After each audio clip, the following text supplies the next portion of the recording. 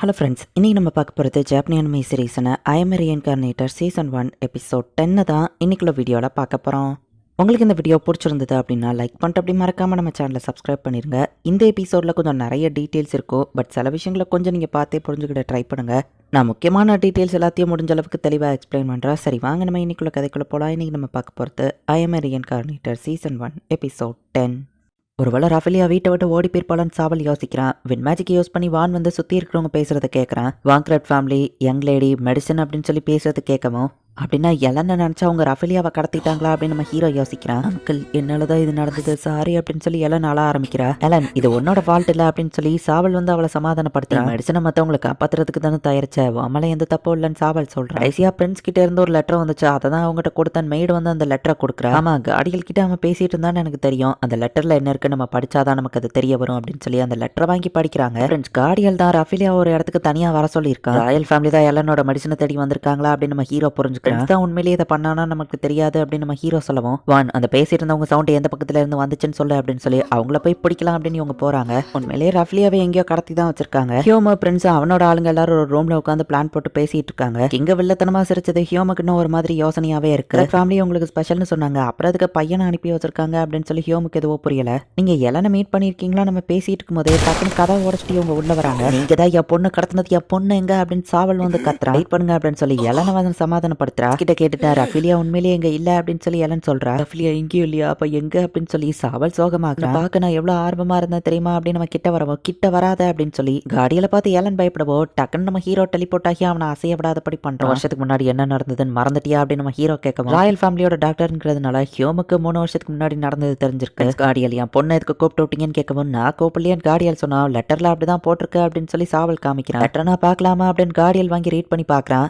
இதை நான் எழுதல, என் பேரை சொல்லி யாரோ அவளை கூப்பிட்டுருக்காங்கன்னு சொல்லவும், அதுல இருக்கிற சீல் ராயல் கிரஸ்டோட தான் சொல்லவும், பட் உண்மையிலேயே இதை நான் எழுதல அப்படின்னு நம்ம சொல்றான். அப்ப நீ எதுக்கு இங்க வந்து நம்ம ஹீரோ கேட்கவும், வாங்க்ரெட் ஃபேமிலியோட மெடிசனை பத்தி ரிசர்ச் பண்ணதான் அப்படின்னு நம்ம சொல்லவும், பட் அரசன் எல்லாரும் ஷாக் ஆனா, இதுக்கு மேல மறைச்ச பிரோஜனம் இல்ல, எப்படி ஒர்க் ஆகுது அதோட எஃபெக்ட் என்ன ரிசர்ச் பண்ண மட்டும் தான் வந்திருக்கும். அரசர் இதை நினைச்சு ஒரி பண்ணாரு, ஏன்னா எலன் தான் அந்த ஹீலிங் பிரின்சஸ்ன்னு அரசருக்கு தெரியும், அவர் தான் உண்மையை கண்டுபிடிக்க சொல்லி என்ன அனுப்பி வச்சாருன்னு காடியல் சொல்லவும், மிஸ்டர் பிளாக் ஹார்ட் எதையோ ஸ்கீம் பண்றான்னு எலன் யோசிக்கிறா. பட் நாங்க ரஃபேலியாவை கிட்னாப் பண்ணல அப்படின்னு நம்ம சொன்னோம். இப்ப ஹியோமே போயிட்டு அவங்க கிட்ட பேசுறான். ஃபேமிலியோட ஹீலர் என்னோட ஸ்பிரிட் ஃப்ரெண்ட் ஆஷூட் ரொம்ப கியூட்டா இருப்பான் அப்படின்னு சொல்லிட்டு ஸ்பிரிட் விசார்ட் அப்படிங்கறத அவகிட்ட சொல்றான். சரி கொஞ்சம் பின்னாடி தள்ளி நில்லுங்க அப்படின்னு ஹியோமே சொல்லவோ, சரி நம்மனும் பின்னாடி போறான். அந்த ஸ்பிரிட்டோ வெளியே வருது. எலனை பார்க்கவோ பிரின்சஸ் அப்படின்னு சொல்லி அந்த ஸ்பிரிட் அவ மேல தாவுது. இங்க தான் ஸ்பிரிட் பிரின்சஸான் ஹியோமே பாக்குறான். இதுல ஸ்பிரிட் சம்பந்தப்படுறதுன்னு நான் அப்பவே நினைச்சேன், ஏன்னா காத்துல அது பரவாத மாதிரி ஸ்பிரிட்ஸ் பாத்துக்குச்சே அப்படின்னு ஹியோமே கேட்கறான். ராயல் கேபிட்டல் வரைக்கும் இந்த நியூஸ் பரவிடுச்சுன்னா மறைக்கிறதுல பிரயோஜனம் இல்ல. ஸ்பிரிட் குயினோட டாட்டர், இது ஸ்பிரிட் குயினோட பொண்ணு அப்படின்னு எல்லாரும் ஷாக் ஆகுறாங்க. இதை மேனேஜ் பண்ணா நமக்கு எந்த பிரச்சனையும் கிடையாது, தாராளமா நான் அந்த மெடிசனை பத்தி உங்ககிட்ட எக்ஸ்பிளைன் பண்றேன். பட் ஆனா இது எல்லாம் போறத பார்க்கும்போது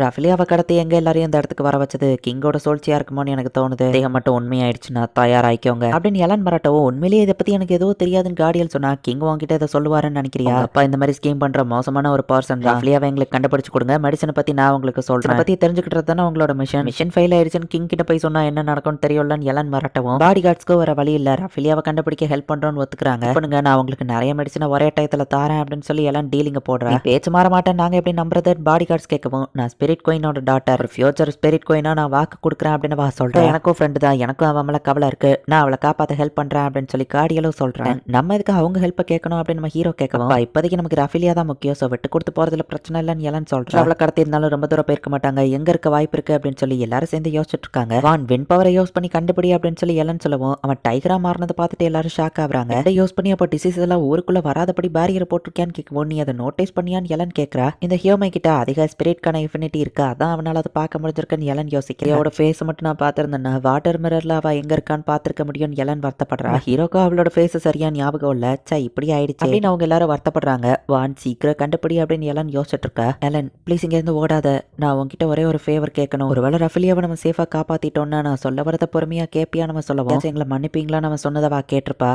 சரி ஓகே, நீ சொல்றத நான் கேட்கறேன் அப்படின்னு சொல்லி அவனுக்கு வாக்கு கொடுக்கவும், இப்போ காடியல் ரொம்பவே ஹாப்பி ஆகிறான். அவனை அவ்வளோ சிரிச்ச முகமா பார்த்துட்டு எல்லாம் கொஞ்சம் வெக்கப்படுறான். வெயிட் ஆயிர போது, ஸோ கேர்ஃபுல்லா இரு அப்படின்னு நம்ம ஹீரோ சொல்றோம். சிரிச்ச முகமா நான் பார்த்ததில்ல, அதான் அதை பார்த்து எனக்கு கொஞ்சம் சந்தோஷமா இருந்தது அப்படின்னு நம்ம சொல்லவும், உன்னோட விஷயம் வரும்போது மட்டும் நீ சில விஷயங்களை க்ளூலெஸ்ஸா இருக்க எலன் அப்படின்னு சொல்லி நம்ம ஹீரோ சொல்றான். 7 ஆம்பளைங்களும் ஒரு பொண்ணு ஒரு கேவுக்குள்ள இருக்காங்க அப்படின்னு சொல்லி வான் லொகேஷனை கண்டுபிடிச்சிட்டான். காய் நீ இங்கே வர வேணாம் அப்படின்னு சொல்லவோ, காயெல்லாம் எதுவும் பண்ண முடியல, நம்ம டென்ஷன் ஆகிறான். டெலிபோர்ட் ஆகி டக்குன்னு அந்த லொகேஷனுக்கு போறாங்க. இதுக்கு மேல அந்த பொண்ணை என்ன பண்ணணுங்கிறத இன்ஸ்ட்ரக்ஷன் வர வரைக்கும் வெயிட் பண்ணணும்னு கடத்தினவங்க யோசிச்சுட்டு இருந்தா எல்லா ஆளுங்களும் இவங்களை சுத்து போடுறாங்க. ஒருத்த மட்டும் அந்த கேவுக்குள்ள இருக்கான்னு நினைக்கிறேன் அப்படின்னு சொல்லி இவங்க யோசிக்கிறாங்க. வாசலை மறைக்கிறவங்கள டக்கு நம்ம ஹீரோ போயிட்டு அடிச்சு போடுறான். சாவல ஆல்பர்ட்டோ ஃபர்ஸ்ட் தனியா உள்ள போறாங்க. மத்த எல்லாரையும் நான் பாத்துக்கிறேன் நம்ம ஹீரோ சொல்றேன். ஒருத்தனால எங்க 4 பேரை தடுக்க முடியும்னு நினைச்சா நம்ம கேட்கணும். பிரதரோட பொண்ணு மேல கை வச்சதுக்கு உங்களை சும்மா விட மாட்டேன் நம்ம ஹீரோ டென்ஷன் ஆனா. நானும் உங்களுக்கு ஹெல்ப் பண்றேன், எல்லாரும் ஒரு விதத்துல ஹெல்ப் பண்ணும்போது நானும் பண்ண மாட்டேனா அப்படின்னு சொல்லி ஆர்ச்சின் வந்து சொல்றேன். லேடி இவ்வளவு நான் மான்ஸ்டர் டெம்பஸ்ட் டைத்துல பாத்திருக்கேன், இவங்க தான் ஸ்பிரிட் குயின் அப்படின்னு சொல்லி அதுல இருக்கிற ஒருத்தர் ரெக்கக்னைஸ் பண்ணுவோம். அவ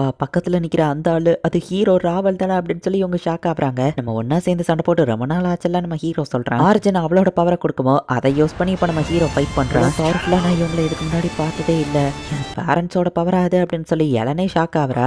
மான்ஸ்டர் அவுட் பிரேக் டைத்துல நானும் உங்க அப்பாவை இப்படிதான் நிறைய ஃபைட்ஸ் பண்ணியிருக்கோம் அப்படின்னு சொல்லி ஆர்ஜின் சொல்லிட்டு அங்க இருந்து கிளம்புறா. சாவல் ரஃபிலியா இருக்கிற இடத்துக்கு ஃபாஸ்டா ஓடிட்டு இருக்கான். ஒரே ஒருத்தான் அந்த இடத்துக்கு கார்ட்ல இருக்கான். ஓட்டத்துக்கு லீடர் அவன் மாதிரி தான் தெரியுதா, அண்ட் அவன் ரொம்பவே பவர்ஃபுல்லாவும் இருக்கான். ஆல்பர்ட்டோ ரஃபிலியாவை சேஃப்டி பண்ணி இவனை நான் பாத்துக்கிறேன் அப்படின்னு சொல்லிட்டு சாவல் ஃபைட் பண்ணுவா. அப்பா ஜாக்கிரதா ரஃபிலியா பயப்படுறா. வெறும் கையாலேயே சாவல் அவனோட ஆக்ஸை பிடிச்சு உடைக்கிறான். ஹீரோவோட தம்பி இவனும் வீக் கிடையாது அப்படின்னு சொல்லி சாவல் நிரூபிச்சிட்டான். இந்த கிங்டமோட நைட் கமாண்டர் சாவல் வாங்க்ரெட்ரா அப்படின்னு சொல்லிட்டு அவன் ஒரே பஞ்சு தான் அந்த ஸ்ட்ராங்கான லீடரையே ஒரு வழியா இவங்க தோக்கடிச்சிருந்தாங்க. அப்பா அப்படின்னு சொல்லி ரஃபிலியா ஓடி வந்து அவனை அழுதுகிட்டே கட்டி பிடிக்கிறா. நல்லவேளை உனக்கு எதுவும் ஆகல ரஃபிலியா, என்ன மன்னிச்சிரு, உனக்கு எதுவும் ஆகாது, சரி வா வீட்டுக்கு போலாம் அப்படின்னு சொல்லி சாவல் சொல்றான். வெளியே மாட்டின எல்லாத்தையும் கட்டி போட்டிருக்காங்க. உள்ள இருக்கிற அந்த லீடரையும் கட்டி போட்டு தூக்கிட்டு வராங்க. நீ ரிலாக்ஸ் ஆனதுனால அவ தூங்கிட்டா அப்படின்னு சாவல் சொல்றான். சாரி பிரதர், என்னால தானே இந்த பிரச்சனைன்னு சாவல் சொல்லுவோம். உன் பொண்ணு சேஃபா இருக்கல்ல, அதுவே போதும் நம்ம ஹீரோ சொல்றான். யாருக்கும் எதுவும் ஆகலன்னு எல்லாம் ஹாப்பி ஆகிறா. இந்த இடத்துலயே இந்த எபிசோட் முடியுது. ஸோ ஒரு வழியா எல்லா பிரச்சனையும் முடிஞ்சிருச்சு. பட் யார் இவளை கடத்தினாங்க, எதுக்காக கடத்தணும், அதுவும் கார்டியலோட பேரை சொல்லி